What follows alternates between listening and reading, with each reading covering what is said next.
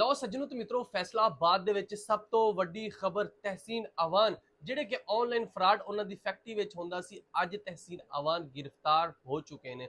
ਤਹਿਸੀਨ ਅਵਾਨ ਜਿਨ੍ਹਾਂ ਦੀ ਫੈਕਟਰੀ ਦੇ ਵਿੱਚੋਂ 8 ਜੁਲਾਈ 2025 ਦੇ ਵਿੱਚ 150 ਬੰਦੇ ਗੈਰ ਮੁਲਕੀ ਔਰ ਪਾਕਿਸਤਾਨੀ ਫੜੇ ਗਏ ਸੀ, ਜਿਹੜੇ ਕਿ ਆਨਲਾਈਨ ਫਰਾਡ ਅਰਬਾਂ ਰੁਪਏ ਦਾ ਫਰਾਡ ਕਰਦੇ ਪਏ ਸੀ। ਨਾ ਸਿਰਫ ਪਾਕਿਸਤਾਨ ਬਲਕਿ ਪੂਰੀ ਦੁਨੀਆ ਦੇ ਵਿੱਚ ਫਰਾਡ ਕਰਦੇ ਪਏ ਸੀ। ਫਰਾਡ ਇਸ ਤਰ੍ਹਾਂ ਹੁੰਦਾ ਸੀ ਜਿਸ ਤਰ੍ਹਾਂ ਕਿ ਤੁਹਾਨੂੰ ਬੇਨਜ਼ੀਰ ਇਨਕਮ ਸਪੋਰਟ ਵੱਲੋਂ ਪੈਸੇ ਮਿਲ ਗਏ ਆ, ਤੁਹਾਡਾ ਮੋਬਾਈਲ ਨਿਕਲ ਆਇਆ ਵਾ, ਤੁਹਾਡੀ ਗੱਡੀ ਨਿਕਲ ਆਈ ਆ। ਇਹਦੇ ਹਵਾਲੇ ਇਹ ਜਿਹੜੇ ਫਰਾਡ ਕਰਦੇ ਸੀ ਲੋਕਾਂ ਦੇ ਨਾਲ। ਤੇ ਜਨਾਬ ਪਹਿਲੇ ਤੇ 150 ਬੰਦਾ ਗ੍ਰਿਫਤਾਰ ਹੋਇਆ ਸੀ, ਉਹਨਾਂ ਤੇ 7 ਪਰਚੇ ਸੀ ਔਰ ਤਹਿਸੀਨ ਅਵਾਨ ਜ਼ਮਾਨਤ ਦੇ ਉੱਤੇ ਸੀਗੇ।